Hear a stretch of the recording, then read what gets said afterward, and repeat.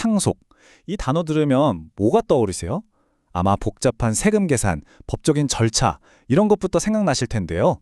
하지만 오늘은 그 숫자 너머에 있는 이야기, 부와 책임, 그리고 우리가 남기는 유산의 진짜 의미에 대해 전혀 다른 각도에서 한번 파헤쳐 보겠습니다. 자, 바로 이 질문에서 시작해보죠. 아니, 평생 힘들게 모은 재산인데 왜 이렇게 많이 나라에 내야 하는 거야? 이거 아마 많은 분들이 한 번쯤은 가져봤을 법한 생각일 겁니다. 아주 자연스럽고 또 어떻게 보면 당연한 질문이죠. 이게 겉으로 보기엔 그냥 돈 문제 같잖아요. 그런데 사실 그 해답은요, 부라는 것 자체에 대한 훨씬 더 깊은 원칙 속에 숨어 있습니다. 지금부터 그 원칙이 뭔지 하나씩 한번 살펴보시죠. 핵심이 바로 이거예요. 상속세는 벌금이 아니라는 겁니다. 이건 일종의 원칙이라는 거죠. 돈을 많이 모았다고 벌을 주는 개념이 아니라는 거예요. 아니, 그럼 도대체 무슨 원칙이냐고요? 오늘 이야기에서 가장 중요한 지점입니다. 자, 이제 상속세가 도대체 왜 이렇게 설계됐는지, 그 뒤에 숨어있는 국가의 진짜 논리를 한번 들여다볼 시간입니다. 아마 이 설명을 듣고 나시면 상속이라는 개념 자체를 완전히 다르게 보게 되실 겁니다. 상속세가 괜히 높은 게 아닙니다. 여기엔 아주 명확한 이유와 구조가 숨어 있죠. 자, 이 슬라이드를 한번 보세요. 이게 바로 핵심입니다. 상속세는 뭐냐면 사회를 위해서 쓰이지 않은 개인의 자산을 국가가 대신 관리하겠다, 이런 개념인 거예요. 다시 말해서 나한테 잠시 맡겨졌던 이 부를 내가 사회를 위해 의미 있게 쓰지 않고 그냥 물려주려고 할 때 국가가 오케이, 그 관리 책임 이제 우리가 넘겨받을게 하고 나서는 거죠. 벌금이 아니라 관리의 이전인 셈입니다. 이 숫자가 방금 말씀드린 개념을 아주 그냥 확 와닿게 해주죠. 만약에 어떤 사회적인 목적 없이 재산이 그냥 개인에게 넘어간다면 경우에 따라서는 최대 70%까지 국가가 세금이라는 형태로 가져가서 관리할 수 있게 된다는 겁니다. 말 그대로 개인의 손을 떠난 부가 공공의 영역으로 들어오는 거죠. 그런데 다른 길이 있습니다. 이걸 그냥 국가랑 나, 이 관계로만 볼 게 아니라 내가 적극적으로 이 부의 방향을 정하는 방법이 있다는 거죠. 그게 바로 이 부를 사회적인 자산으로 바꾸는 길입니다. 이 타임라인을 보시면 지금 왜 이 문제가 이렇게 중요한지 바로 알 수 있습니다. 전쟁 끝나고 정말 힘들게 한국 경제를 일으킨 1세대 분들, 그분들이 평생 일군 그 막대한 부가 바로 지금 다음 세대로 넘어가고 있거든요. 그러니까 창업주들은 역사적인 기로에 선 거예요. 이 어마어마한 돈을 대체 어디로 보내야 하나 하고 말이죠. 그래서 선택지가 이렇게 딱 둘로 나뉩니다. 한쪽은 그냥 개인한테 물려주는 거죠. 그럼 높은 세금, 또 가족들끼리 싸우고 이런 결과로 이어지기 쉽고요.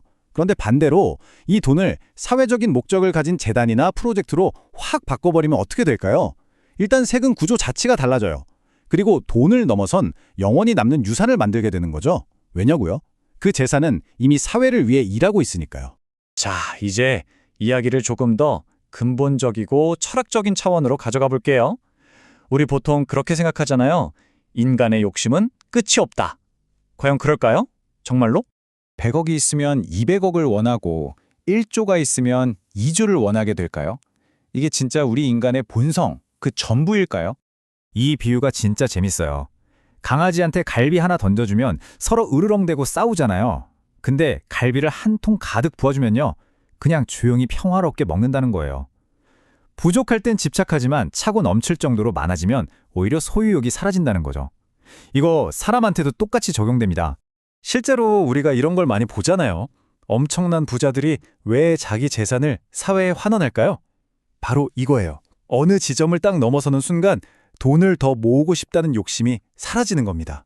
그리고는 이 돈을 어디에 써야 의미가 있을까? 이걸 고민하기 시작하는 거죠. 관심사가 축적해서 분배로 넘어가는 거예요. 자, 여기서 또 하나의 큰 오해를 풀어야 합니다. 우리는 보통 부자들 하면 막 현금을 산처럼 쌓아두고 있을 거라고 상상하잖아요. 근데 현실은요, 완전히 다릅니다. 이 차트 한번 보세요. 너무 명확하죠? 엄청난 부자들의 재산, 그 대부분인 95%는요, 회사 주식이나 부동산 같은 거예요. 당장 현금으로 바꿀 수 없는 자산들이죠. 이걸 무슨 여행 가방에 넣어서 옮기고 그럴 수가 없는 것들이에요. 그러니까 핵심은 뭐냐면요, 진짜 큰 부는 현금 다발이 아니라는 거예요. 그 사회, 그 경제 시스템 안에 아주 깊숙이 뿌리를 내리고 있다는 거죠. 개인이 마음대로 이건 내 거 하면서 들고 튈 수 있는 게 아니라는 사실입니다. 자, 부가 이렇게 사회에 뿌리 내리고 있다면 그걸 남기는 행위도 그냥 돈 문제가 될 수가 없겠죠. 이제 오늘 이야기의 마지막 결론입니다. 상속의 초점을 돈에서 철학으로 완전히 옮겨보겠습니다. 이 문장 정말 중요합니다. 내 재산에 대한 책임은요, 내가 죽고 나서도 끝나지 않는다는 거예요. 상속은 단순히 자산을 물려주는 게 아니라 책임을 물려주는 겁니다. 그 돈이 나중에 어떻게 쓰이는지에 대한 책임까지도요. 내가 세상을 떠난 뒤에 그 재산이 엉뚱한 데 쓰인다. 그 책임은 여전히 나에게 남아있는 겁니다. 돈이나 건물, 주식, 이런 자산은 언젠가 없어질 수도 있어요. 그런데 절대 사라지지 않는 게 하나 있죠. 결국 상속의 진짜 본질은 얼마나 남길 것인가가 아니라 어떤 의미를 남길 것인가, 이 질문으로 돌아옵니다. 여러분이 남기고 싶은 가치, 여러분이 남기고 싶은 철학은 무엇인가요? 어쩌면 이 질문에 대한 답을 찾는 것, 그게 바로 재무제표를 넘어선 진짜 상속 계획이 아닐까요?